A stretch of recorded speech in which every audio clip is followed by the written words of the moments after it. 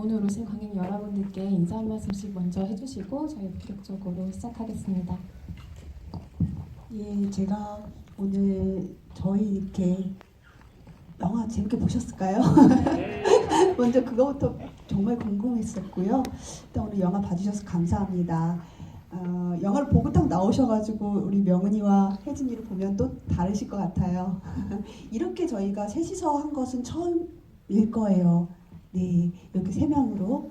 그래서 오늘 즐거운 이야기 나눴으면 좋겠습니다. 반갑습니다.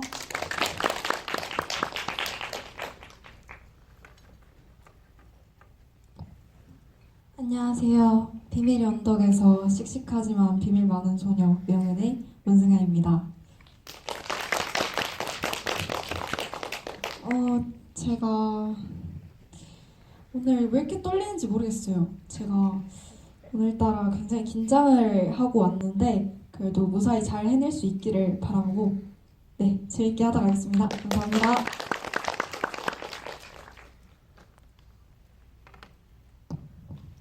안녕하세요. 저는 좀 얄미운 전학생 혜진이를 연기한 장재희라고 합니다. 저는 진짜 긴장도 되고 되게 흥분도 되게 신나는데 질문 많이 해주세요. 그래도 많이 대답하고 싶어요.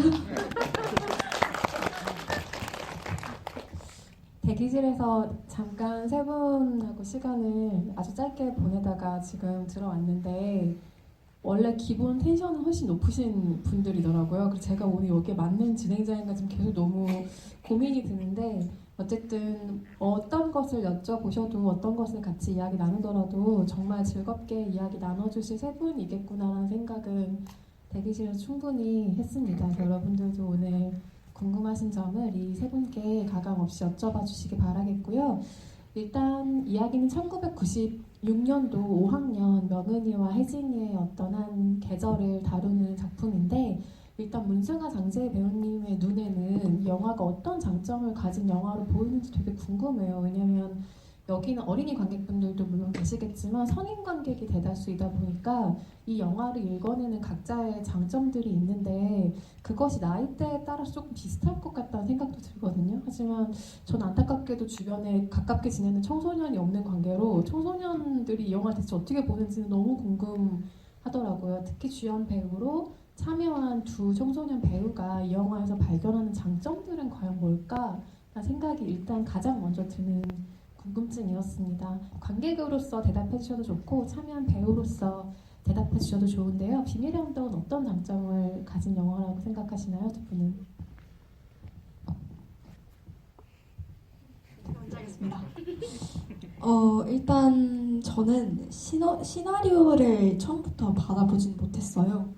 처음에는 그냥 정말 간단한 스토리 정도만 들었는데도 저는 이 작품이 마음에 들었거든요. 어떤 설명을 들었냐면 그 단어 자체가 이제 성장 스토리라는 이야기가 있었던 걸로 기억하는데요. 그 이야기에 일단 마음의 매력을 느낀 것 같아요. 그 당시에 나오는 아역 배우가 나오는 연기들은 대체로 어둡고 뭔가 제가 하기에 좀 어려워 보이는 그런 연기들이 많았는데 뭔가 성장 스토리라고 하니까 따뜻한 내용일 것 같고 뭔가 그렇게 느껴졌던 것 같아요. 그래서 어떻게 보면 좀 더 신선하기도 했고요. 그래서 일단 그렇게 생각을 했고요. 제가 관객으로서 느꼈을 때는 제가 원래 잘 우는 편이 아니에요. 특히나 영화 같은 걸 보고 나서 우는 편이 아닌데 제가 영화를 보고 나서 처음에 딱 오글거린다 그런 생각보다는 울었어요. 저도 모르게. 끝나고 나서 저도 울었거든요. 왠지는 모르겠어요. 그냥 명은이가 이해가 됐달까요? 그냥 저는 평소에는 명은이가 잘 이해가 안 된다고 생각을 했는데 저도 모르게 울고 있더라고요. 그래서 저는 굉장히 특별한 영화였던 것 같아요. 제가 최근에 봤던 영화 중에서 울었던 영화가 없어가지고 나를 올린 유일한 영화다. 유일하진 않아요. 굉장히 특별한 영화. 특별하게 나를 여단되는 올린 영화. 네. 장재희 배우는 어떠세요? 영화가 어떤 장점을 가지는 것 같으세요? 일단 10대들에게는 살짝 지금 자기 나이대이니까 공감하기 쉬운 영화라고 생각을 해요. 왜냐면 있을 법하잖아요.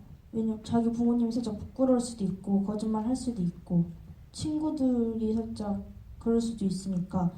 그리고 이제 성인분들한테는 추억을 회상할 수 있는 영화라고 생각해요. 그 영화를 보고 나왔을 때 잠시나마 과거를 생각하면서 시간을 보낼 수 있는 영화라고 생각을 하고, 배우 입장에서는 좀 저도 처음에 바로 받지 못했어요. 왜냐면은 오디션을 보고 난 다음에 받았으니까. 근데 받았을 때 되게 따뜻하다라고 느꼈어요. 성장 스토리다 보니까 엄청 안 좋은 이야기만 있지도 않고 그렇다고 너무 좋은 이야기만 있지도 않잖아요. 근데 결과적으로 마지막에는 해피 엔딩이니까 그게 참 좋고 그런 영화라고 생각을 했습니다. 제가 아까 설명이 약간 부족했던 것 같아서 다시 한번 얘기를 드리자면, 이제 제가 처음에는 따뜻한 영화라고만 생각을 했었거든요. 저는 오히려 약간 장재희 배우랑은 반대. 약간 저는 시놉시스, 그러니까 이 대본을 보고 나서는 그렇게 성장이라는 게 단어만 들으면 굉장히 따뜻하게 느껴지는데 과정이 따뜻할 수만은 없구나라고 생각을 했던 것 같아요. 어떻게 보면 정말 따뜻한 영화라는 건 하하호호 웃고 그런 영화라고 저는 생각을 했는데, 그런 영화가 아니고 약간의 고난도 있고 약간의 그런, 꼭 따뜻하다라는 그 수식어가 정말 딱 어울리지는 않는 것 같아가지고 저는 오히려 이 영화를 보고 나서 배우로서는 성장의 의미에 대해서도 다시 한번 생각하게 되었던 것도 있는 것 같아요. 말씀하시는 걸 들어보면 그 어떤 관객의 층위를 나눠서 관객의 층위마다 만족시켜야 되는 지점이 다른 영화들이라는 게 애초에 존재하는 것은 아니지만, 그래도 어린이 배우로서 참여한 어떤 작품에 느꼈던 기존의 갈증들도 분명히 있었을 것이고, 성인 관객이 바라보는 어린이 캐릭터에도 갈증 혹은 우리가 지나친 대상화를 하는 어떤 경향성을 읽어내는 경우들도 있었을 텐데, 이 영화는 그렇지 않다라는 어떤 확신이 다시 한번 두 분의 얘기를 들으면서 느껴지는 것 같고, 저는 청소년을 대상으로 하는 작품은 그 우리가 무엇인지도 모를 동심의 오류에 되게 빠지기 쉽다고 생각을 해요. 그 시절에는 뭐 지금과 같은 복잡한 고민도 없고 늘 해맑고 같이 모여있으면 문승화 배우의 표현대로 하하호호 하는 것이 성장인 듯이, 마치 그렇게 지나왔던 아픈 시절 다 까먹은 듯이 우리가 그 성장의 시절을 생각할 때가 있는데, 때로는 이렇게 아주 발칙한 욕망이 있고 자기를 지키기 위한 거짓말의 세계도 만들어낼 줄 알고, 그럼에도 누군가를 지키고 하고 싶어하는 마음 또한 있는 게 그 시절이라는 것에 대한 이야기가 이 영화에는 굉장히 알알이 엉글어 있다는 생각이 들고요. 얘기를 듣기로는 문승아 배우가 처음에 오디션을 볼 때 감독님과 즉흥 연기를 할 때 엄마와 딸의 설정으로 두 분 연기를 하셨다고 들었어요. 많이 즉흥 연기를 하신 것 가운데 장재희 배우는 어떤 즉흥 연기를 혹시 하셨나요? 오디션 때 어떠셨어요? 제이 배우 기억나는 거 있어요? 일단 그 벽을 잡고 밖을 이렇게 조신성에 망 보듯이 보고 있던 장면은, 그 행동은 기억이 나는데 자세하게 어떤 상황이었는지는 제대로 기억이 안 나는 것 같아요. 저도 생각해보니까 정확히는 기억이 안 나는데 그거 하나는 기억나는 것 같아요. 지금 저희가 뭐 돈가스 집이 나왔지만 뭐 떡볶이 가게에 대한 뭐 그런 걸 했었던 것 같고, 단지 추가로 제이 배우를 처음 만났을 때가 좀 떠오르는데요. 명의만큼 혜진이 역할을 찾는 것도 저에겐 큰 도전이었거든요. 근데 그 당시 혜진이는 사실 말하는 게 똑부러지잖아요. 근데 일상에서 살면서 그렇게 똑부러지게 말하는 사람이 얼마 없잖아요. 근데 제가 제이 배우를 처음 본 게 아마 리틀 포레스트? 어린 회원 역할이었죠. 네, 거기에 나온 제이 모습이 제가 본 제이 모습이 처음이었던 것 같아요. 근데 딱 이제 그 뒤에 몇 년이 흐르고 그 성장한 제가 장재희 배우가 이제 들어오는데 순간적으로 궁금증이 들었어요. 그 간극에 이 배우는 어떻게 성장했을까? 어떤 그 몇 년을 거쳤을까라는 생각이 문득 궁금해졌고, 사실 우리가 영화에서 보는 혜진과 그때 제가 봤던 장재의 모습은 정반대였어요. 그때 제이가 가끔씩 안경을 쓰기도 하고 굉장히 순박한 모습이에요. 그래서 이 배우가 혜진이 같이 약간 시크한 느낌이 어떨까 하는 궁금증이 들었어요. 저는 리틀 프레스가 강렬했기 때문에요. 그 약간 시골에서 사는 네, 그렇기 때문에 오히려 명은이는 그 전작이 소리도 없이 해서 굉장히 시크한 모습이었기 때문에 이런 친근한 모습이 어떨까 궁금했다면, 혜진이 경우에는 재유 배우가 제가 굉장히 순박한 모습을 봤는데 이 배우가 굉장히 도시적이고 시크한 모습이면 어떨까 하는 궁금증이 그때 굉장히 많이 들었고, 당시 제가 재유 배우에게 되게 많은 걸 디렉팅 했던 것 같아요. 근데 재 배우가 그거를 하나하나 다 하는 거예요. 제가 그걸 보면서 이 배우 엄청난 노력하겠구나 라는 생각이 들었고, 아니나 다를까 재우 배우가 날이 갈수록 점점 혜진이스러워지는 거예요. 촬영 현장에 가서는 제가 사실 디렉팅을 거의 안 했어요. 이미 혜진이처럼 데이크업 써왔고, 도서관에서 뭐 예를 들면 디렉팅 중에 하나가 혜진이는 다리를 꼬고 읽을 것 같은데 라고 하면 단번에 확 캐치를 해가지고 어떻게 꼬고 앉을지, 앞으로 꼬고 앉을지 옆으로 꼬고 앉을지, 이거를 정말 단번에 혜진이가 되어 있더라고요. 예, 문득 이게 떠오르네요. 구연동화 듣는 것 같은 기분으로 제가 지금 감동을 받고 있었어요. 저는 혜진이가 너무 부러웠어요. 촬영 현장에서 솔직히 혜진은 명은이보다 예쁜 옷도 입고 세련된 옷을 입고 머리띠하고, 저는 뽀글뽀글 파마인데 그런 점이 너무 부러운 거예요. 예쁜 거 좋아할 나이잖아요. 그래서 저는 너무 부러웠는데 이렇게 나오고 나서 보니까 더 부럽더라고요. 정말 예쁘게 나왔다. 저는 이렇게 머리띠가 좀 부럽다고 했는데, 머리띠를 할 때 이게 머리가 이렇게 눌려서 씌어진 거예요. 그래서 진짜 거울 보거나 좀 모니터링 하거나 그럴 때마다 조금 마음이 아팠어요. 그래서 좀 반대로 저는 머리를 잘라보고 싶어 했던 아이라서 명은이가 너무 부럽더라고요. 각자 예쁨에 대한 고충이 좀 있었네요. 근데 영화 안에서 우리가 볼 때는 이게 뭐 어른의 시선으로 어린이를 보기 때문이 아니고 진짜 다 둘 다 너무 예쁜 모습이잖아요. 그래서 바뀐 헤어스타일한 모습들도 궁금하긴 한데 다음 영화에서 또 볼 기회가 많이 있을 거라는 생각이 들고, 90년대라는 배경이 감독에게 중요했던 이유가 뭔지도 궁금해요. 이게 단순히 어떤 가정 환경 조사서에 대한 그 기본에서 출발을 한 거라면, 요즘 초등학생들 얘기 들어보면 사실 뭐 부모의 경제력이나 이런 비교가 훨씬 더 적나라하게 이루어지는 시대의 어린이들이긴 하잖아요. 그래서 배경을 지금으로 옮겨와도 사실상 크게 문제될 것은 없는 이야기이다라는 생각이 영화를 보면서 들었는데, 90년대라는 배경이 중요했던 이유가 반드시 있으셨을 거라는 짐작이 역으로 들었어요. 역으로 생각해보면 제가 이거를 누구에게 보여줄 것인가 라고 무의식적으로 생각했었던 것 같아요. 지금 30, 40대가 된 그때의 명은이들이 아닐까, 저를 비롯해서요. 그래서 지금은 이렇게 차이 같은 거, 뭐 환경의 차이 같은 거를 우리가 알 수 있지만, 그때는 정말 딱 눈으로 보여지는 가정 환경 조사서라는 것이 있었잖아요. 근데 제가 그거를 누구보다도 잘 표현하고 싶었고 잘 표현할 수 있을 것 같았어요. 그 가정 환경 조사서를 면담하던 그 교실의 분위기를요.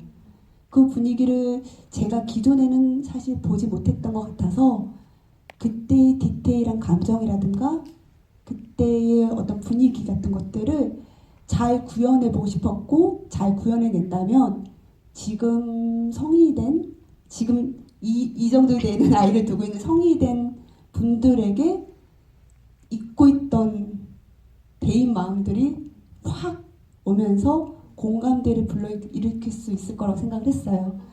그래서 사실 이거를 만들 때는 그 수가 많을지 적을지는 몰랐었어요.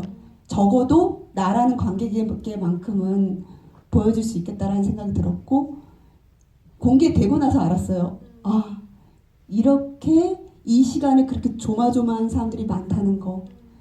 이 명은이 정도는 아니더라도 이 농도까지는 아니더라도 부모님 직업이 꼭 아니더라도 다른 것들 있잖아요. 사는 곳 혹은 뭐 심지어 좌우명 같은 거요. 그런 것도 굉장히 숨기고 싶었던 아이였던 어른들이 있었구나. 네. 그래서 그때로 설정을 하게 됐습니다.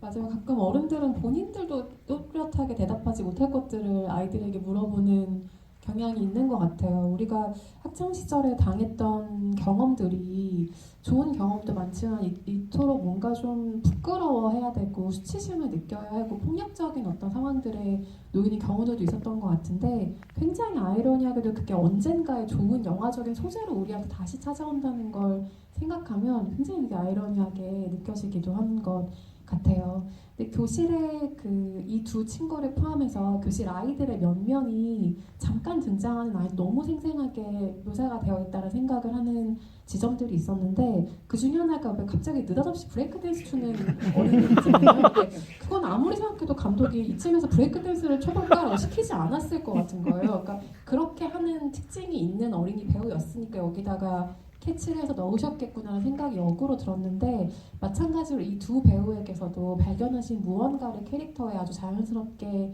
입히셨을 수도 있겠구나라는 생각이 들어요. 감독님 말씀 들어보기 전에 두 배우가 먼저 그렇다고 생각하는 점이 있는지 궁금해요. 감독님이 나를 잘 관찰한 다음에 내 캐릭터에 이것을 넣어주셨구나라고 생각되는 면들이 있나요? 저도 궁금해요. 저는 이제 감독님한테 굉장히 많이 속았던 것 같은데 저는 한번 이제 감독님이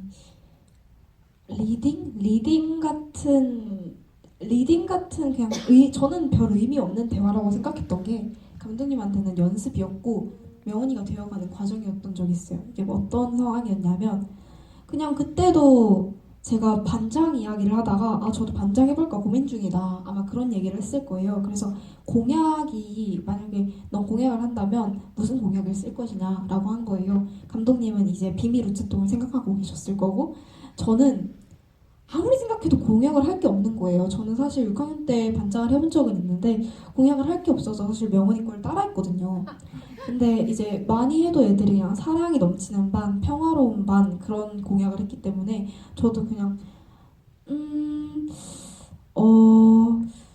그냥 뭐 있었으면 좋을 것 같긴 한데 그냥 이러면서 약간 고민을 하는 그게 있었는데 그때 감독님이 캐치를 하신 거죠. 이 친구 고민하는 모습이 너무 아름답다 이렇게 생각해서 제가 선생님이랑 상담하면서 약간 고민하는 듯한 그런 장면들을 많이 넣으셨다고 저한테 얘기를 해주셨었거든요.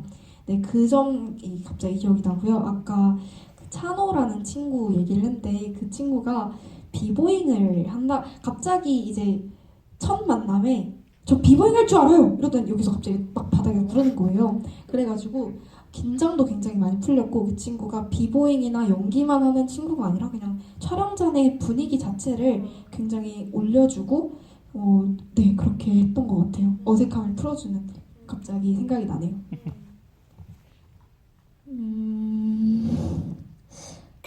저는 진짜 말 그대로 혜진이가 저랑 정반대이다 보니까 만약에 제 특징을 넣으면은 부자연스러웠을 수도 있겠는데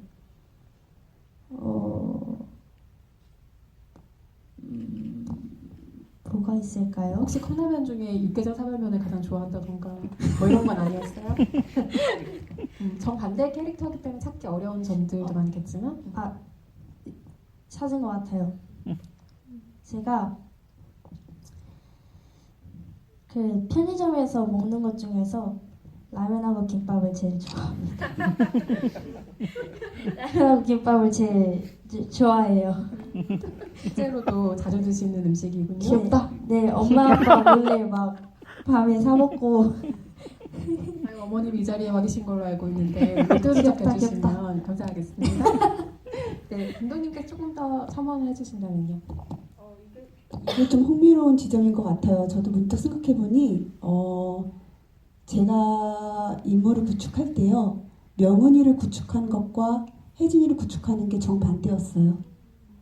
명은이 같은 경우는 제가 왜냐하면 명은이라는 인물은 2시간을 혼자서 끌고 가야 되는 인물이기 때문에 단지 승하 배우가 연기를 잘하는 것 이상의 무언가가 필요했어요.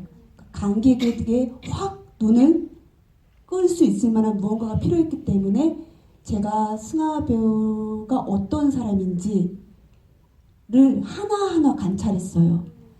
그래서 승하 배우의 본연의 매력, 찰나의 매력 같은 것, 언제 이 친구의 장점이 있고 어떨 때 매력적이게 느껴지는지를 굉장히 많이 오랜 기간 관찰을 해서 명은이에 투영을 시켰어요. 그래야 했던 이유는 명은이라는 인물은 사실은 명은이와 혜진이 중에 우리가 이입을 해야 된다면 아마도 명은이에 더 가까울 거라 생각해요. 이 명은이가 느끼는 감정들이요. 그렇기 때문에 명은이 승하비호 안에 있는 인간미, 매력 이런 거를 제가 관찰했고요. 혜진이는 정반대예요. 혜진이는 완전히 혜진이라는 이상적인 인물을 만들려고 했어요. 그래서 제2 배우를 지우고 혜진이라는 어떤 인물. 그래서 혜진이는 이를테면 제가 이런 적 되게 많아요. 혜진이가 제2 배우가 혜진이가 되기 전에 혜진이는 일단 도도해야 돼. 등도 이렇게 앉아있으면 안 돼. 이렇게 서 있어야 돼. 그때는 이런 식의 주문을 했었어요. 이 친구가 혜진이 이렇게 할까요? 이렇게 할까요? 이렇게 해서 하나하나 얘기를 했어요. 혜진이는 마이크에서 흐려서는 안 돼. 이런 거 안 돼. 딱 부러지게. 그때는 혜진이는 무조건 시크해야 되고, 그리고 혜진이는 심지어 머리도요 항상 고데기를 폈어요. 항상 폈어요. 그러니까 새롭게 장재희를 지우자라는 생각을 했고, 명은이 같은 경우는 승하배우의 매력을 넣자. 접근법이 달랐어요. 왜냐면 혜진이는 그럴 수밖에 없던 이유는 혜진이란 인물은 이 세상에 거의 없기 때문에 그걸 만들었어야 했어요. 접근법이 완전히 달랐다는 이야기를 들으니까 또 더 이해가 깊숙이 되는 부분이 있는 것 같고요.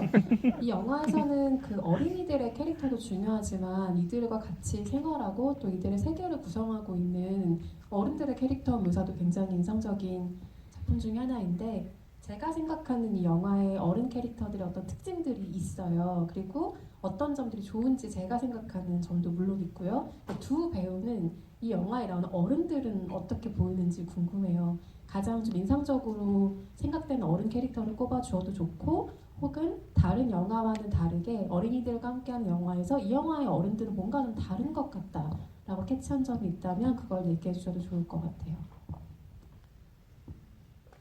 저 먼저 할까요?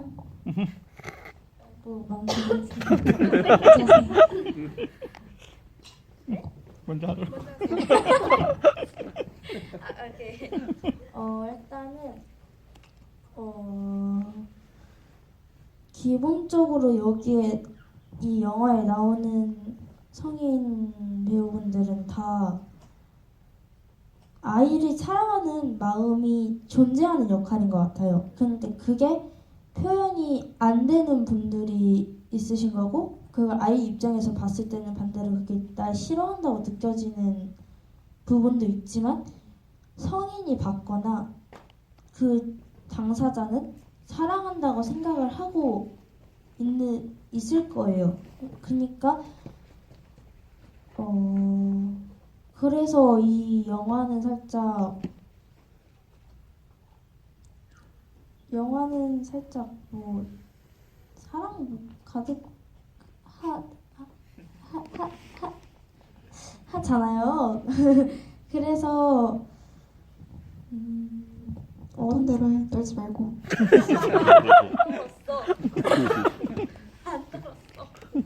그래서 성인 배우들은 마음에 아이들을 사랑하거나 좋아하거나 아끼거나 하는 마음이 있을 것 같고, 저는 에란쌤이 제일 좋아요. 에란쌤 사랑해요. 저는 이제 지금 이 질문 듣고 나서 빠르게 머리를 굴려봤는데요.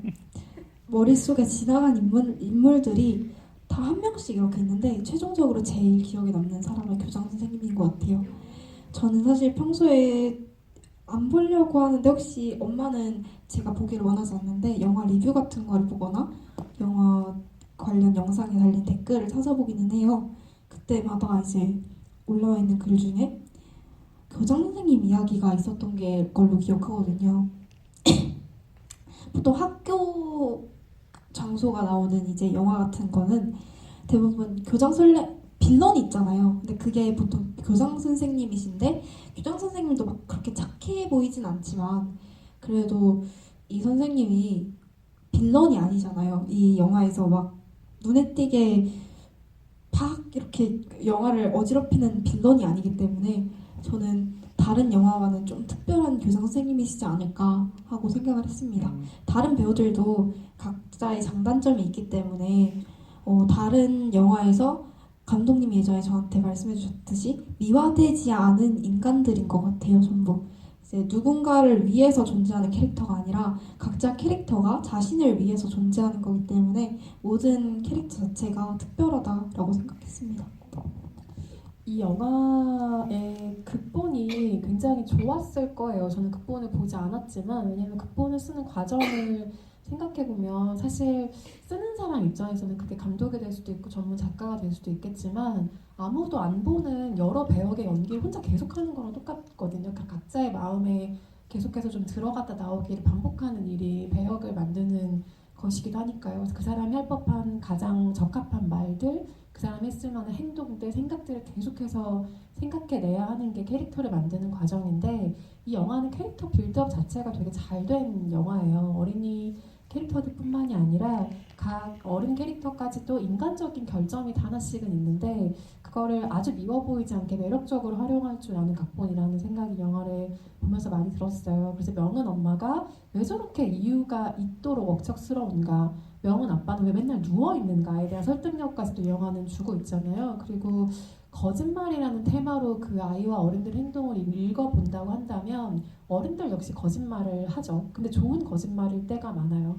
예를 들면 말씀하신 교장 선생님도 그 상을 취소하기 위해 아마도 자신만의 거짓말을 무언가 그 기관에다가 하셨겠죠. 그리고 담임 선생님이 허둥대면서 지각해도 한 번도 그걸 아이들 앞에서 교장 선생님은 고지고대로 지적하지 않아요. 그것도 거짓말의 일종이잖아요.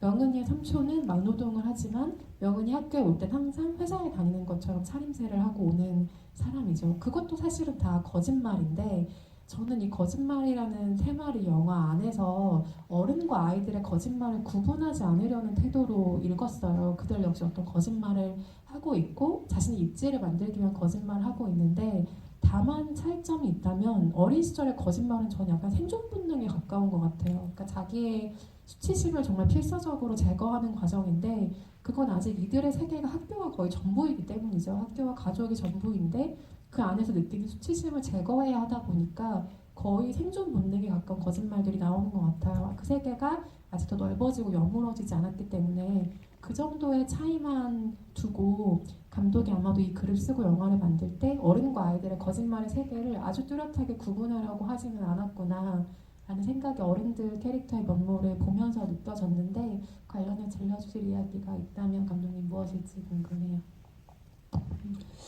제가 아마 좀 몇 년 전에 이 얘기를 만들었다면 아마도 명은이의 입장으로서 거의 가깝게 만들지 않았을까 싶어요. 근데 저는 이미 어른이 돼버렸고 어른들의 뒷모습을 볼 수 있게 된 것 같아요. 그러니까 앞에서 이렇게 말해도 저 사람이 뒷모습이시면 어떨지가 이제 보이는 거죠. 기자님도 혹시 그러실지 모르겠지만 그러니까 이제 그 양쪽을 봐버린 것 같아요. 그래서 더 이상은 명은이의 입장으로만 만들 수 없는 사람이 되어버렸는데 그렇다면은 사실 누구에게 거짓말을 줘야겠다, 비밀을 줘야겠다 생각하고 만들진 않았었어요.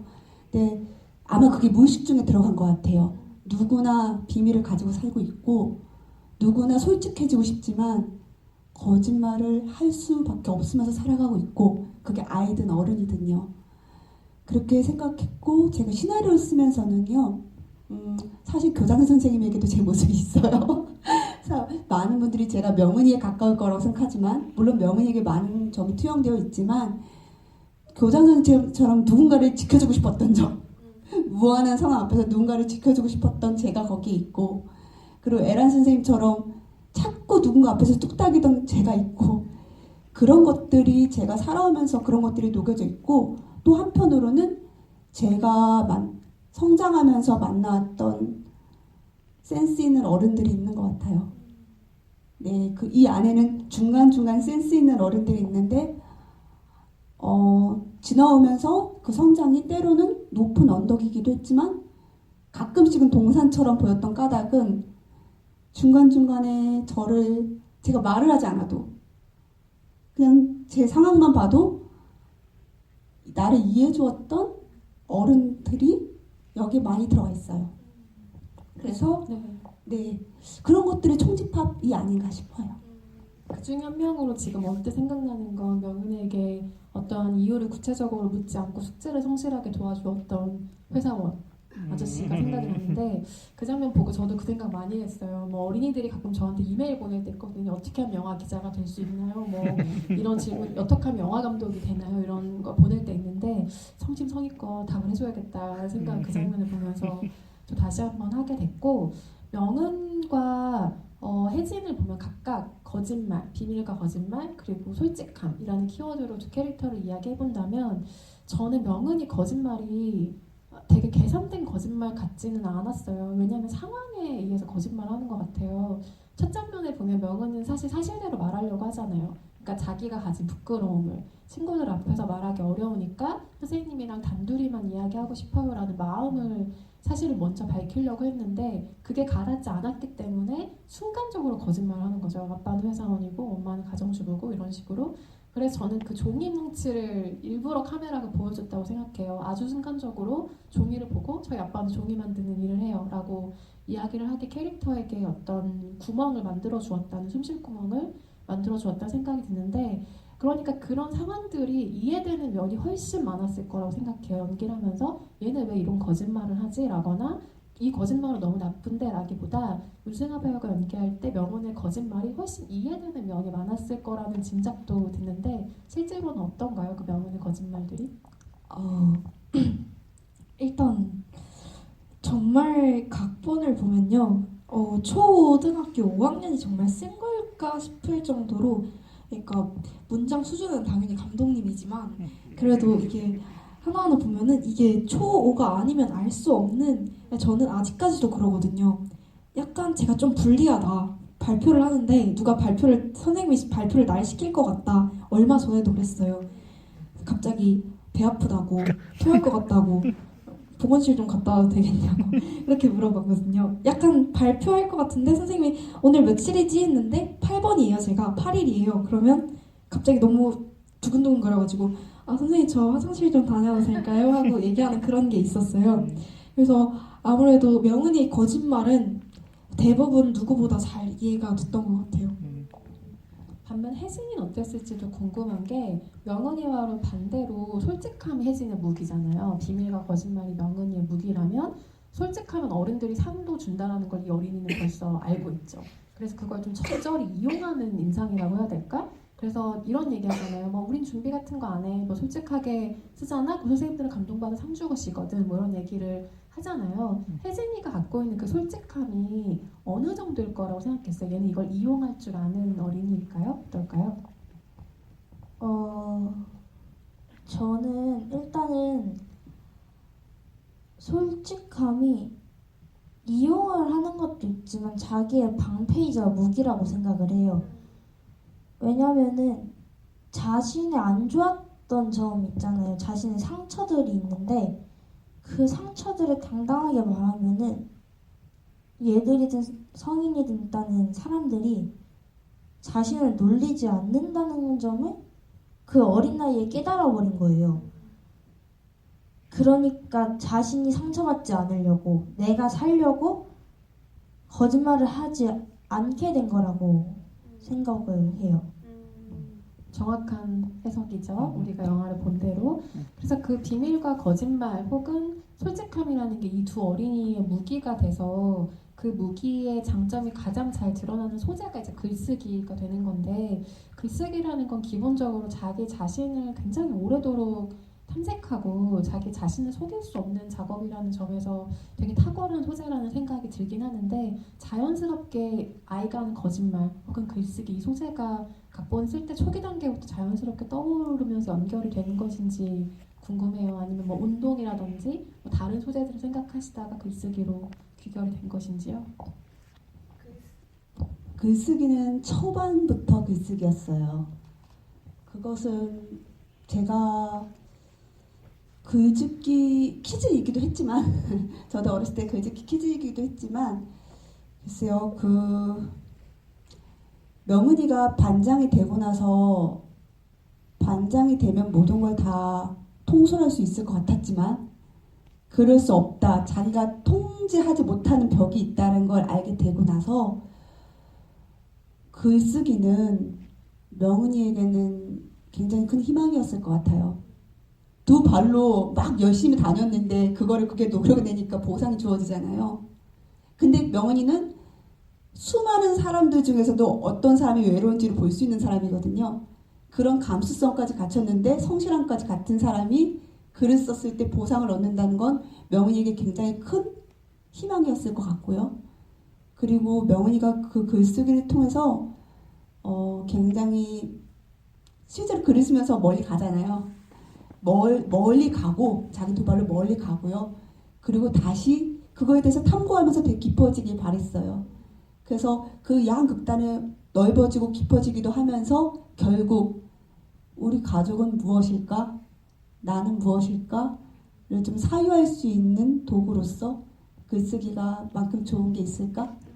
라는 생각에서 글쓰기를 정하게 됐습니다. 그렇게 주인공이 비밀 때문에 생긴 거짓말이 있고 거기서 파생하는 좀 어린이의 힘으로 바로잡기 힘들 만한 어떤 사건들도 막 생기잖아요. 그러면서 영화가 나아가는데, 저는 그것을 문제를 만든 주인공 스스로 수습하게 하는 영화의 방식이 너무 좋았어요. 누군가 그걸 지적해 줄 수도 있고 도와줄 수도 있지만 결국엔 혜진이란 친구랑 함께하면서 명은이가 자기가 뭘 놓쳤는지 혹은 무엇을 잘못하고 있었는지를 깨닫고 자기만의 방법으로 그걸 수습해가는 과정이라는 점에서 이 영화에 진짜 힘이 나온다는 생각이 들고, 솔직함이 거짓말보다 낫다라는 그 이야기를 만들지 않기 위한 어떤 노력이 이 영화 안에 있는 것 같아요. 거기에서 귀결되는 게 아니라 정말 솔직한 건 어쩌면 그거보다 중요한 건 상대방을 헤아리는 마음이라는 과정까지 가는 이 영화 여정이 굉장히 미덥게 느껴지긴 하고요. 그런데 그 과정에서 그 솔직하게 쓴 손녀로부터 온 편지라는 글을 명은이가 쓰게 되고, 그 나레이션과 원래 어른들이 갖고 있던 모습들을 부딪히게 설계를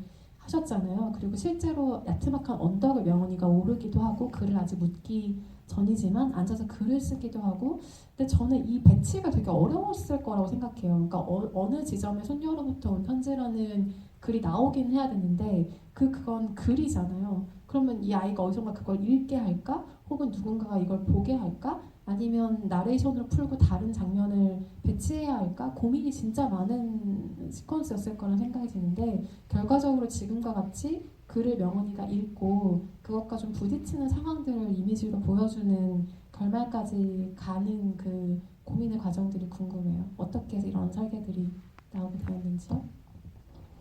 정말 고 10분가량의 그 몽타주는 제가 정말 작품을 만들기 전부터 제가 정말 회심해 꼭 만들고 싶은 시퀀스였어요. 그거는 편집에서 정해진 게 아니라 제가 기획했을 당시부터 이거는 정말 잘 만들고 싶다라고 했던 건데요. 그건 역시 10분 동안 내가 보여줘야 될 대상은 누구인가였어요. 결국 이것을 보는 사람은 관객이고 관객의 마음속에서 일어나는 동요가 있어야 될 텐데, 명은이의 입장으로만 가는 것과 명은이의 입장과 다르게 어른들의 뒷모습을 같이 보여줘서 그 충돌이 일어났을 때의 화학 반응이 관객에게 더 큰 울림을 줄 거라고 생각을 했어요. 그리고 또 한편으로는 그것은 배우들을 만남으로 해서 더 강해졌어요. 사실 시나리오 단계에서는 명은이의 입장이 더 강했어요. 우리 부모님 왜 나를 입장을 생각해주지 않아? 그게 더 강했다면 제가 강기로 배우하고 장선 배우를 만나면서 더 생각하게 됐어요. 그러니까 아빠가 그렇게 누워있게 된 데는 왜 누워있을까가 다시 한번 생각해보게 된 거죠. 그 안에 있던 감정들, 예를 들면 변호사 만나는 씬은 강기로 배우를 만나고 나서 생겼어요. 강기로 배우가 길 가다가 변호사 만났는데 영수증을 주면 어떨까? 근데 그것을 뭐 적극하게 와 하면서 그렇게 넉살 있게 웃는 것은 그 배우가 만든 것이었어요. 그리고 장선 배우를 만남으로 해서 나중에 저희 자매가 글 읽을 때 엄마에게 끝나잖아요.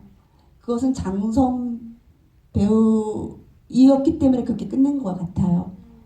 원래는 그게 끝이 아니었어요. 원래는 이거는 비하인드지만 원래는 자매와 명은이가 화해하는 것으로 끝이었어요. 그거는 저의 강박이었겠죠. 화해하면서 끝내야 되지 않을까? 근데 제가 장선 배우라는 어머니를 제가 알면서도 알지 못하는 그 엄마를 탁 모니터를 대면하고 나서 나 이걸로 끝내고 싶어. 그리고 이들이 화해했는지 안 했는지는 그렇게 중요하진 않아. 그것은 관객에게 맡길게. 그렇게 바뀐 것 같아요. 아마 배우의 힘이 이걸 좀 더 강화시키지 않았나 생각합니다. 뭐 글도 그렇고 영화도 그렇고 음악도 그렇고 모든 창작물을 만들 때 이것을 누가 읽을 것인가, 누구에게 가닿을 것인가에 대한 대상을 아주 정확하게 쓰는 작품은 저는 길을 잃지 않는다고 생각해요. 근데 아마도 그 누구에게 이걸 보여주고 싶은가를 명확하게 생각하고 쓴 각본과 만든 영화이기 때문에 아마 이런 결론이 나왔을 것 같고, 또 배우들 말씀하신 것처럼 어떤 배우가 어떤 역할에 녹아드느냐에 따라 생기는 또 힘과 거기서 발휘되는 플러스되는 무언가가 있기 때문에 연기라는 작업이 소중하기도 한 것 같아요. 근데 두 배우는 아쉽지 않았어요, 이 결말이. 특히 혜진이는 좀 아쉬웠을 것 같기도 하거든요. 왜냐면 뾰루퉁하게 운동장을 걸어가는 게 사실은 마지막 퇴장이잖아요. 되게 중요한 깨달음을 명은이에게 주고 퇴장을 하는 역할이긴 하지만, 그래서 뭔가 좀 더 없나라는 기대를 사실은 배우 입장에서 했을 법도 한데, 혜진이의 퇴장은 어때요?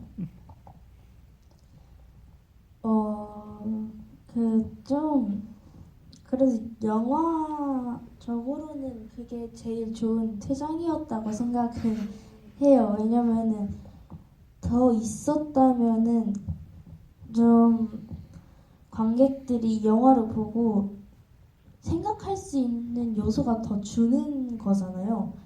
근데 만약에 화해를 했는지 안 했는지 모르면 끝나고 나서 화해했을까? 안 했을 수도 있겠구나. 그럼 안 했으면 어떻게 될까? 이렇게 점점 넓힐 수 있다 보니까 영화적으로는 그게 좋다고 생각을 하는데, 저로서는 더 나왔으면 좋지 않았을까 생각을 했지만, 그래도 저는 감독님을 사랑하니까, 이 영화를 사랑하니까 만족했습니다. 사실 자매의 마지막 씬은 뽀로통한 것 다음에 방송반에서 맞아, 있는 제가 그때 이 혜진이를 정말 멋있게 담으려고 엄청 노력했어요. 이걸 어떻게 하면 카리스마 있으면서도 뚝심 있게 담아야지. 그때 예쁘게 담아냈습니다. 그 마음을 담아서. 네. 말할 거 있어요? 그때 신이 제일 예쁘게 나온 것 같더라고요. 그나마 예쁘게 나온 것 같더라고요. 사랑해요, 언니. 역시 내 동생. 정말 말을 어떻게 이렇게 예쁘게 잘할 수 있는지. 이제 저는 결말이 저 운승한테는 굉장히 마음에 들었던 것 같아요. 일단 결말 자체가, 그러니까 결말이라기보단 저와 혜진이, 하연이와의 그 관계가 사실 제가 다른 친구들은 모르겠는데 이제 정말 친했던 동성 친구랑 그런 일이 있었으면 쉽게 풀지 못하거든요. 그냥 시간이 지나면 자연스럽게 풀리는 거지, 우리 화해하자 이렇게 해가지고 화해하는 거는 제 성격에 잘 안 맞거든요. 자연스럽게 화해를 하든 뭘 그렇게 하지. 근데 이 결말에서는 화해하는 장면이 나오지 않잖아요. 그냥 뭐 시간이 지날수록 풀릴 수도 있고, 어떻게 보면 뭐 혜진이 하연이가 또 다른 사정으로 전학을 갈 수도 있고 계속 있는데 뭐 이거 할 때 다른 반이 돼서 자연스럽게 멀어졌을 수도 있고 여러 가지 생각을 할 수 있게 만들기도 하면서 또 너무 직접적인 화해를 하지 않는 장면에서 화해를 하는 장면이 없는 것에 대해서 마음에 들었던 것 같아요. 저는. 그 궁금한 점이 명은이에게도 있어요. 그 상을 받으러 갔을 때 더 큰 상을 포기하고 작은 상을 선택한 시상식에 참석을 하잖아요. 근데 저는 이 영화에서 제가 명은이를 명확하게 모르는 게 너무 좋거든요. 이 장면에는 명은이는 왜 이렇게 행동을 했지가 명확하게 보이면 사실은 저는 명은이를 덜 매력적이라고 느낄 수도 있을 것 같은데 내가 모르는 구석이 뭔가 하나쯤 있기 때문에 이 캐릭터가 너무 매력적이에요. 그래서 그 끝까지 모르겠던 것 중에 하나가 그 시상식에서의 태도였어요. 뭐였을까? 명은이한테는 어떤 느낌의 웃음이었을까가 끝내 궁금해서 사실은 안 물어보고 싶기도 한 질문인데 그래도 답변을 들어보고 싶은 질문이기도 합니다. 그 그림자 뒤의 웃음은 명은이었기 때문에 가능한 게 아니었을까. 솔직히 이게 명은이는 많은 분들이 공감하고 저도 공감하는 캐릭터지만 그래도 명은이의 그 그림자 뒤에서 웃는다는 건 아무나 할 수 있는 게 아니거든요. 어떻게 보면 기분이 나쁠 수도 있는 거고 내가 입선 포기하긴 했지만 나 대상 받았던 사람인데 라고 생각할 수도 있는 거고 근데 그렇게 생각하지 않는다는 점에서 저는 이제 명은이를 저도 매력적으로 느낄 수 있었던 것 같고 상을 취소하는 것도 글쎄요 저는 잘 모르겠어요. 저는 명은이만큼 남을 그렇게 배려할 수 있는 사람이 아니라서 저는 명은이 같은 상황이어도 저는 대상 포기하기 굉장히 힘들었을 것 같다는 생각을 했습니다. 명은이가 마지막에 저를 울렸던 이유도 그 중에서 이 많은 이유 중에서도 그게 하나가 되지 않았을까 생각합니다. 명은이가 나중에는 자기가 당당하게 솔직한 글을 써서 자기에게 합당한 자기가 원래 받았어야 할 상을 받았으면 좋겠다라고 생각했는데 어느 인터뷰에선가 명은이는 더 이상 글을 안 쓸 것 같다고 윤승아 배우가 답을 했더라고요. 그건 역시 또 맞는 결말처럼 생각이 되고요. 관객 여러분 질문도 같이 받아보면서 이야기 진행하면 좋을 것 같은데요. 궁금한 점 있으셨던 관객분은 손을 들어주시고 질문해 주시기 바랍니다. 네.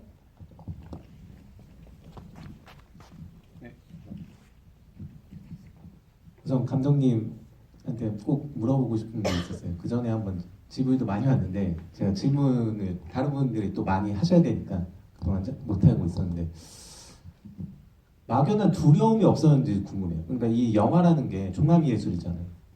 그러니까 뭐 배우 이제 캐스팅 과정이나 연기 감독님의 입장에서 보면 지도도 해야 되고 또 음악도 신경 써야 돼, 영상미 뭐 모든 뭐 투자 배급까지 이렇게 또 시나리오 각본도 쓰시고 해야 되는데 혹시 내 영화 안 되면 어떨까? 그리고 하다가 중간에 또 제 아는 지인분은 이렇게 계속 단편만 만드시다가 아직도 입봉을 못 하시거든요. 그러니까 이게 현실적으로 정말 힘들더라고요. 이 장편을 찍는다는 게 참 전 그래서 좀 더 대단하다고 생각하는데 혹시 준비하시면서 가장 어려웠던 점이 무엇인지 궁금합니다. 네. 게다가 첫 번째 장편이기도 하니까요. 두 가지 딱 스쳐 지나가는 생각이 있어요. 이 프로덕션에서 가장 저를 부담스럽게 했던 지점을 하나에 꼽으라면 명은이 캐스팅이었어요. 그건 저를 정말 악몽에 시달리게 했어요. 이거를 제가 명은이를 캐스팅을 하지 못하면 혹은 캐스팅을 했는데 미심쩍지만 시간이 왔으니까 제가 하게 된다면 이거 어떡하지? 라는 생각이 먼저 들었고 그리고 그때까지 저는 명은이를 내가 이끌어가야 된다는 생각을 했기 때문에 부담이 되게 컸어요. 나는 명은이를 어떻게 디렉션을 해서 이 순수함을 살리면서 리얼함을 살릴 것인가 굉장히 부담감을 가지고 있었는데 일단 제가 승하 배우를 만난 날 확 바뀌었어요. 이거 나 혼자 짐 안 짊어져도 되겠구나. 이 배우랑 같이만 들어가면 되겠구나 이거. 일단 그때 짐이 반으로 줄었어요. 반으로 줄었고 그리고 프로덕션 중에서 저를 가장 힘들게 했던 거는 이 질문이었어요. 이거 아무도 몰라요. 관객들이 이거 몰라요. 감독님만 보여요. 이거 사소한 거 이거 아무도 못 봐요. 저는 그게 지금도 저를 힘들게 하는 질문이에요. 저는 본다고 생각하거든요. 그래서 굉장히 시간은 정해져 있는데 저는 그 디테일을 가져가고 싶은데 예를 들면 델몬트병이 있어야 될 것인지 없어야 될 것인지 그리고 제이 배우 머리가 더 펴줘야 될 것인지 곱슬거려야 될 것인지 저는 더 곱슬거리는 거 보일 거라고 생각해요. 그런 거예요. 그런 것들을 지키는 게 힘들었어요. 근데 이렇게 조언을 해주시는 분들은 그만큼 연륜이 있는 분들이고 주어진 시간에 프로덕션을 마치기 위해서는 당연한 조언이거든요. 근데 그거를 어디까지 듣고 어디까지 밀고 나갈 것인지. 근데 비밀의 언덕은 되게 많이 밀고 나갔어요. 네, 그래서 디테일이 좀 살아있는 건 아마 그 부담감 때문이지 않았을까 싶습니다. 저는 좀 반대로 생각했는데 이게 주인공이라는 게 맡으면 기분 좋기도 하면서 무겁잖아요, 어깨가. 근데 저도 그걸 안 느끼는 게 아니거든요. 이게 어릴 때는 몰랐는데 비밀의 언덕은 그래도 조금 이제 나이가 들고 나니까 무겁더라고요. 근데 오히려 저는 감독님 만나고 반대로 이거 내가 혼자 안 해도 되겠다. 감독님 되게 잘 알려주실 것 같다. 감독님이 해주시겠다 싶어서 저는 오히려 제가 감독님을 믿었던 것 같아요. 근데 감독님 그렇게 생각하셨다니까 정말 같이 만들어나간 캐릭터가 맞는 것 같아요. 되게 훈훈한. 근데 사실 제가 감독님한테 평소에 이런 말을 잘 못하거든요. 원래 이런 자리에서만 할 수 있죠. 맞아요. 감독님도 저한테 이런 얘기 안 해요. 근데 그런 부담이 모든 창작자한테 당연히 있을 수밖에 없어요. 근데 말씀하신 것처럼 밀고 나갔기에 생긴 결과물이고 그렇게 본인에게 떳떳한 결과물이 되지 않았을까 싶어요. 너무 자랑스러운 데뷔작을 만드셨습니다. 다음 질문 또 받아볼게요. 일단 뒤쪽에 계신 관객분 먼저 드리고 앞으로 드릴게요. 네, 우선 너무 영화 잘 봤고요. 개인적으로 이 영화를 보면서 제가 생각한 것은 일단 지금 영화가 어쨌든 예술 작품이 지금 현실과 연결되어 있기 때문에 현실을 담아낼 수밖에 없는데 그런 부분에서 저는 우리 특히 대한민국 사회가 되게 양극화가 되어 있다고 생각해요. 이를테면 너무 진실을 말하지 말라는 쪽과 모든 진실을 가감없이 말해서 상대에게 지나친 부담감을 주는 쪽, 이 두 세계가 지금 화해를 하지 못하고 있는데 근데 전 이번 감독님의 이 영화를 보면서 그 두 세계가 화해할 수 있을까를 중심으로 봤거든요.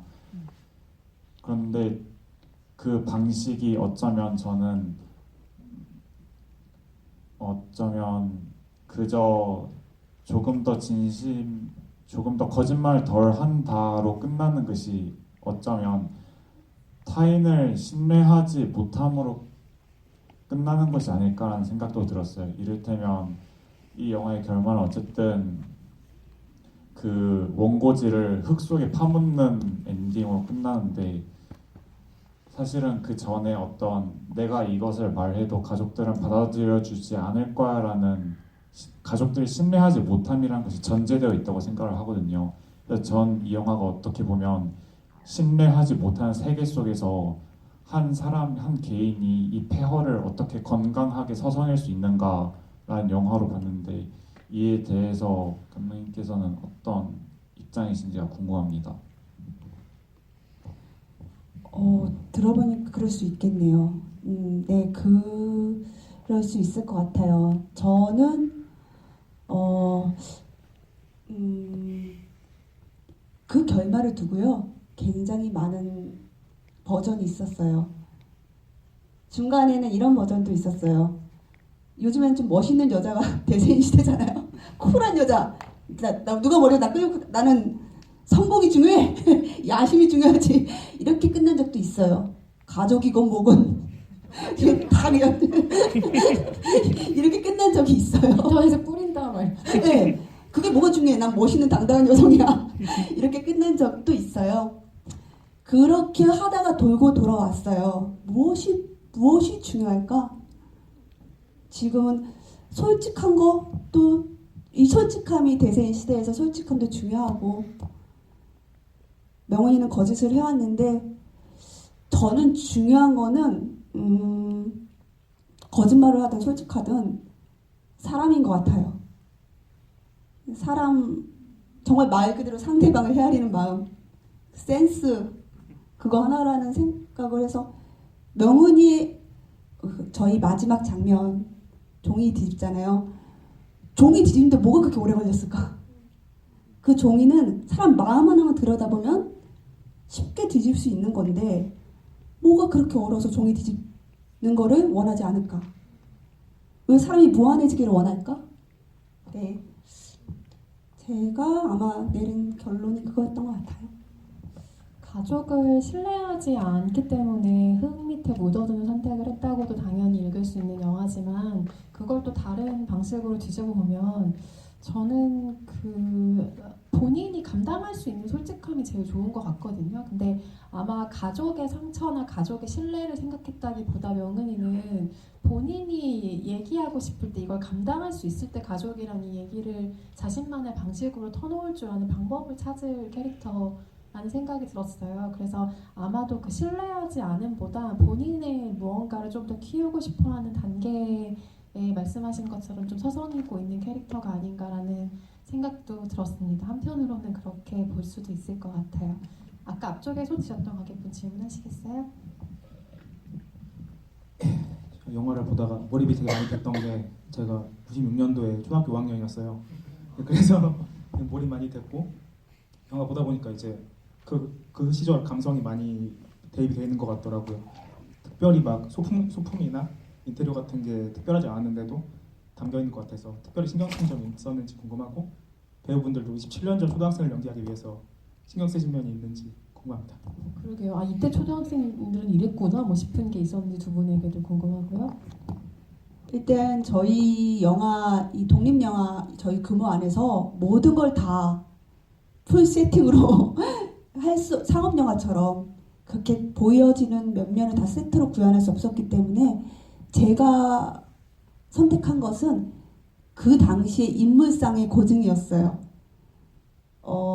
예를 들면 커튼을 달아주는 어머니들의 감성, 그리고 그것을 지켜보는 선생님의 감성. 지금 관객분들이 어떻게 저렇게 지켜볼 수 있냐고 하더라고요. 근데 그땐 그럴 수 있는 그 말도 안 되는 그 지켜보는 감성, 뭘 받아 적는 이 초등학생들의 감성, 오히려 그런 것들을 굉장히 많이 고증을 하려고 했어요.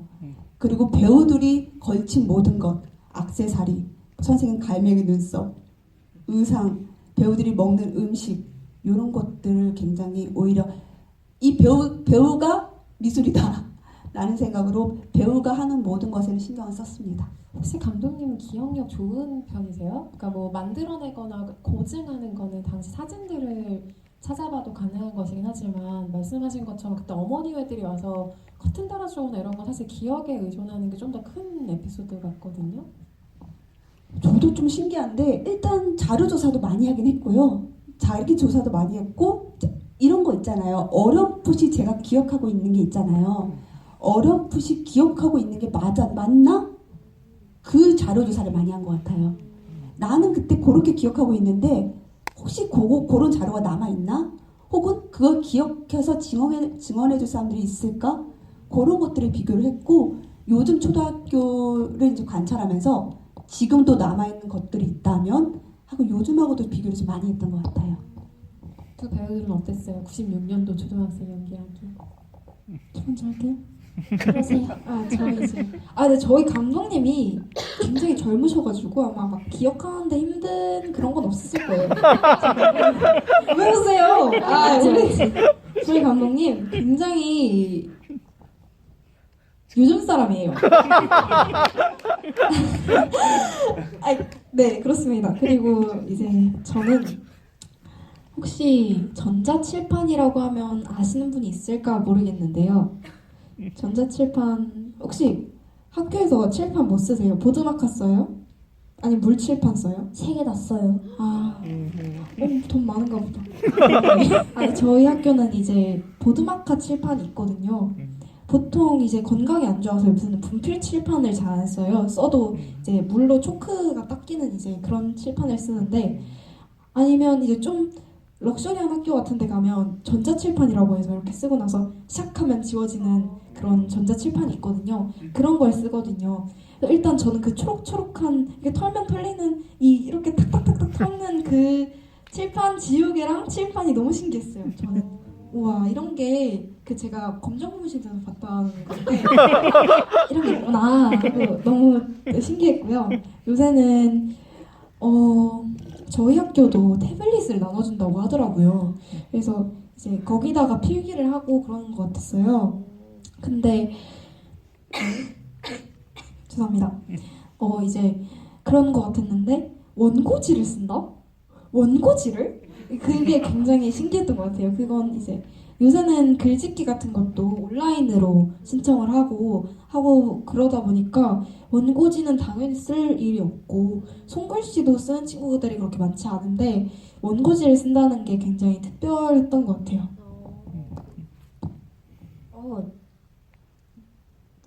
저희 시골이라서 그런지 저는 초등학교부터 이미 물 칠판을 써가지고 조금 부럽긴 그 한데 물칠판이 뭐냐면 초록색 칠판이긴 한데 그렇게 탁탁 터는 지우개가 아니라 물로 지워야 지워지는 거예요. 그냥 약간 보드마크인데 초록색 칠판에다가 쓰는 초크 같은 거.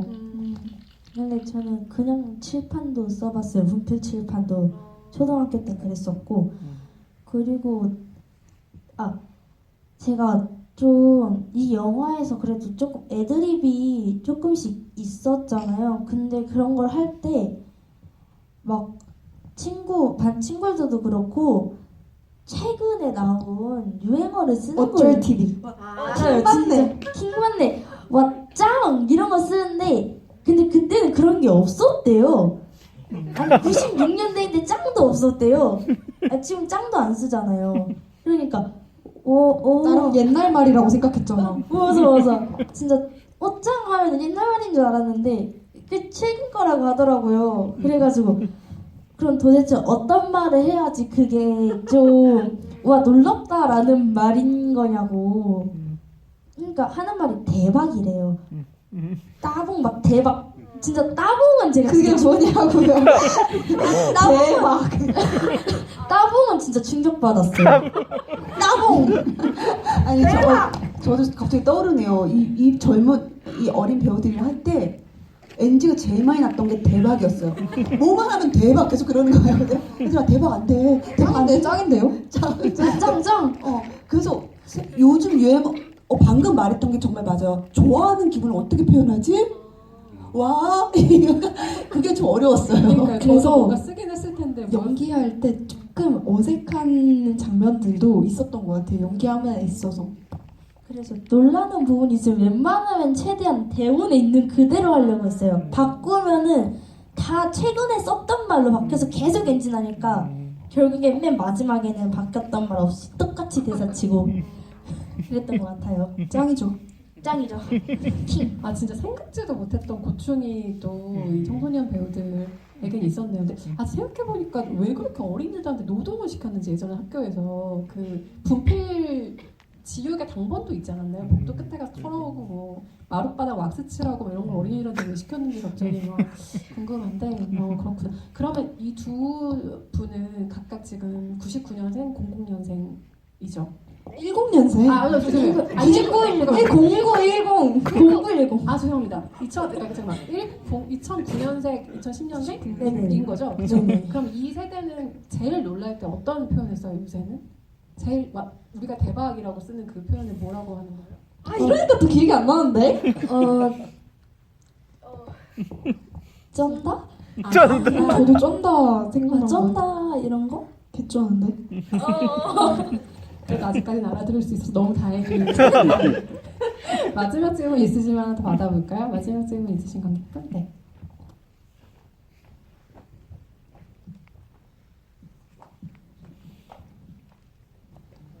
네, 안녕하세요. 제가 이 영화를 지금 사전 지식 없이 오늘 처음 보게 되었는데 이제 마지막에 올라가는 거 보니까 2010년도 이제 제작 지원 받으면서 조금 한 2, 3년 정도 시간이 지난 영화 같더라고요. 이제 스크린 상영될 때까지. 그래서 앞에서 이제 성장 얘기를 잠깐 했었는데 어떻게 보면 지금 명은이 머리가 단발해서 이렇게 장발이 될 때까지 실제로 배우분들도 성장을 하셨잖아요. 그래서 2, 3년 정도 이제 시간이 지나는 동안에 이 영화를 바라보는 두 분의 마음도 어느 정도 달라진 게 있지 않을까 싶어요. 뭐 예를 들어 뭐 음식을 버린다는 게 그 당시에 이해 안 됐지만 이제는 뭐 이 흐름에 따라가다 보니 보인다든지 그런 것들이 있지 않을까 싶은데 두 배우분들께서는 그런 점이 있었는지 궁금합니다. 찍을 때는 좀 잘 이해 안 됐지만 뭐 돌아보니까 이렇구나 싶은 게 있다든지 아니면 찍을 땐 이런 생각이었는데 지금 생각해보면 좀 생각이 바뀐 어떤 부분이 있다면 무엇이 있을까요?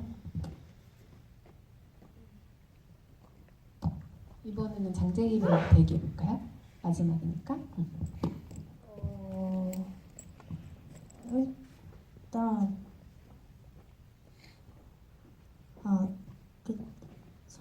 뭐라고 해야 되지? 밖에서 놀 때 체육복이 따로 있다는 거에 대해서 좀 처음에는 잘 이해를 못했어요. 특히 초등학교다 보니까 전 초등학교 때는 뭐 맞춰 입는 거 없고 이렇다고 생각을 했었거든요. 근데 그거에 대해서 왜 맞춰 입는다? 그거에 대해서 또 좀 충격이 없고, 그리고 뭐 아침 종례라던가 이런 거 할 때 뭐 교장 선생님을 만나러 진짜로 뭐 운동장까지 가가지고 만난다 이런 걸 이해를 할 수 없었는데 중학생을 되다 보니까 그래도 좀 교복이라는 걸 친구들하고 다 같이 맞춰 입게 되고, 그래도 뭐 강당이라든지 가서 감독님이래 교장 선생님을 좀 뵈고 이러다 보니까 그래도 초등학교 때 그럴 수도 있겠구나라고 생각을 했어요. 네. 저는 이제 인물들에 대해서 생각의 변화가 있었다고 말할 수 있을 것 같은데, 저는 일단 대본을 처음 보고 저는 혜진이가 정말 멋있는 캐릭터라고 생각했단 말이에요. 너무 멋있고 이 세상에 이런 멋있는 여자가 있어도 되나 싶은 그런 여자라고 생각했는데, 이제 뒤에 보니까 애가 뒤끝이 있더라고요.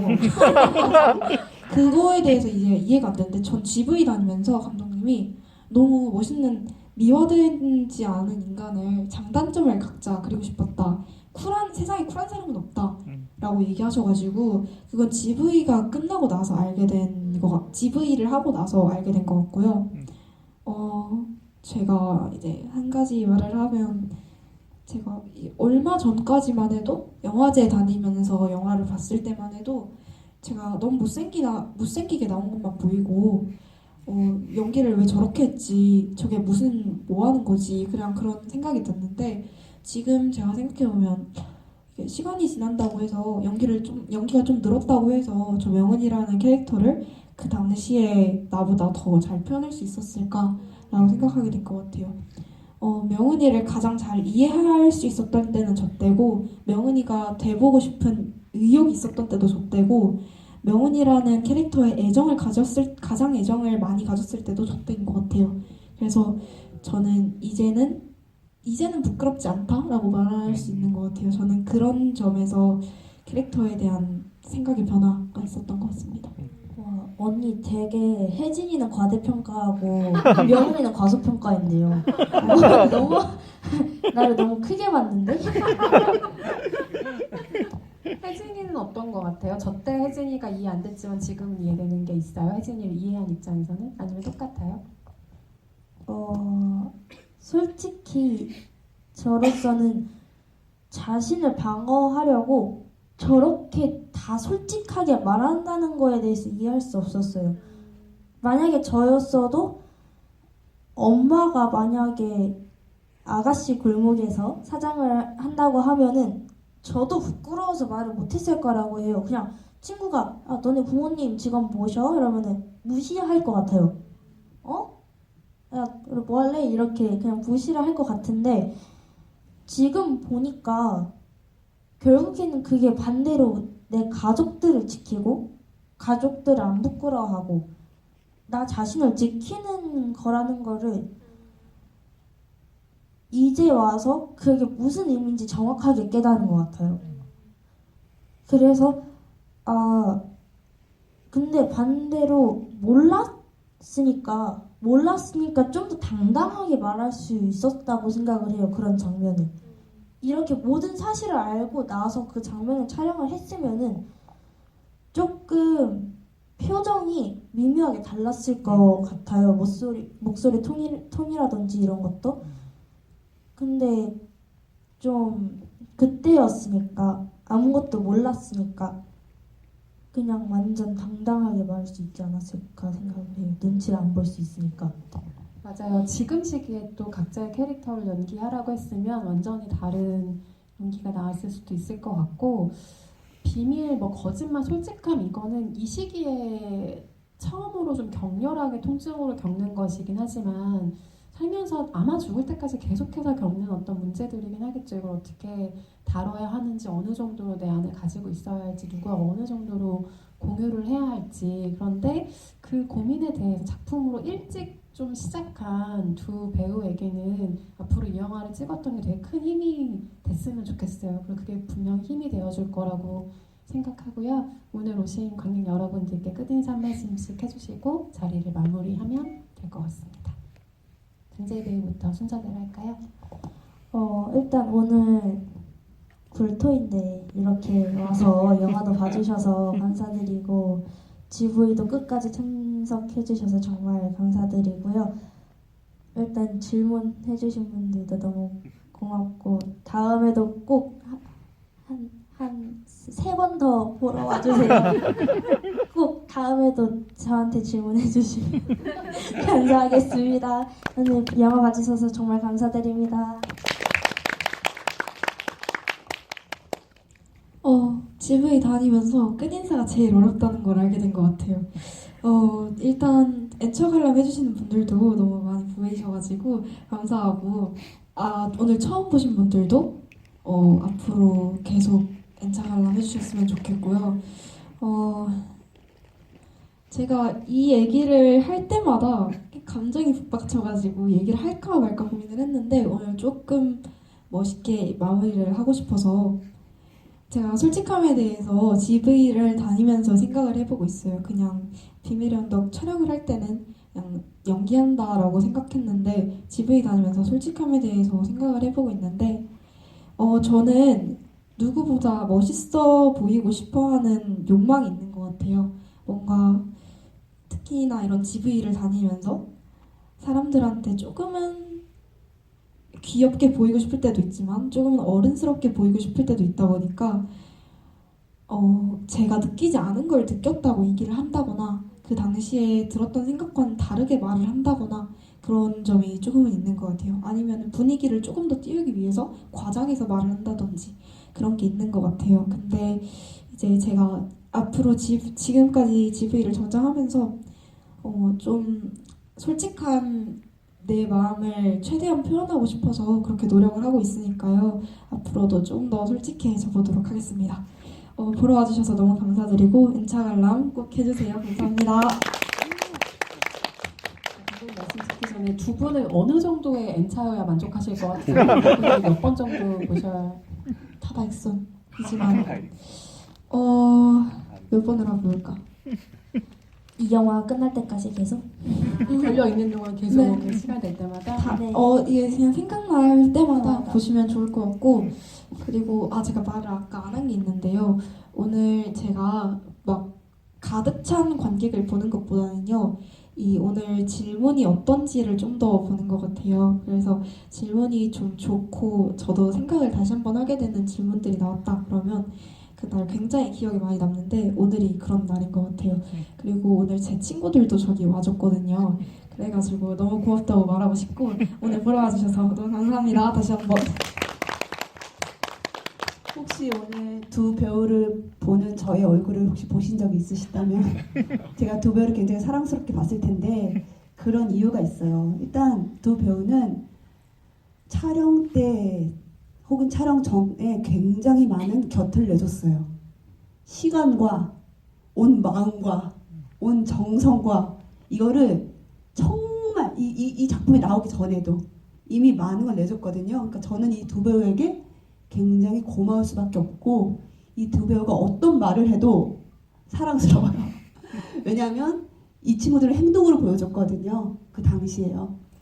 그래서 왜냐면 이 친구들 저에 대한 믿음을 제가 어떤 사람인지도 모르고 믿음을 항상 줬고 저에게 그리고 현장에서 제가 두 배우에게 힘을 받을 수밖에 없었던 게 이 두 배우는 감정 기복이 없어요. 저는 이 두 배우가 현장에서 이걸 어떻게 해야 될지 모르겠어요 라고 들은 적도 없어요. 저 뒤에서 아마 연습했을 거예요. 근데 앞에서 오면 굉장히 감정 기복이 없고 항상 평온하고 여기서 엄청 치열하게 하잖아요. 그게 전 아직도 신기해요. 그래서 오늘 이 자리가 너무 재밌었어요. 아, 저런 생각하고 있었구나. 네, 그래서 이 두 배우와 하는 GV는 아마 저도 모르는 미지의 GV가 될 것 같아서 굉장히 흥미롭고 또 잘 이끌어줘서 감사드리고요. 제가 따로 영화관에 가서 관객들의 반응을 보거든요. 영화 보실 때. 그래서 제가 이제 나올 때 한 모녀분께서 대화 나누는 거 우연히 들었어요. 그 어머니가 따님분에게 이러시는 거예요. 나 울었다. 저 아이의 마음이 나 너무 이해가 돼. 이러면서 둘이 가시는 거예요. 제가 영화를 만든 이유가 그거였거든요. 그냥 나와서 되게 수다를 많이 떨었으면 좋겠다. 네, 오늘 이거 나가시면서 수다 많이 떠세요. 네, 와주셔서 감사합니다. 사랑합니다. 사랑합니다. 네, 뭐 마이크 쥐어드리면 사실 3시간 더 얘기하실 것 같긴 한데 오늘 이 자리에서 마무리하고 두 배우의 소원대로 다른 관람 때 또 이 배우들을 만나주시면 좋을 것 같습니다. 되게 안녕히 돌아가시고 좋은 주말 보내시기 바랍니다. 감사합니다. 네, 감사합니다.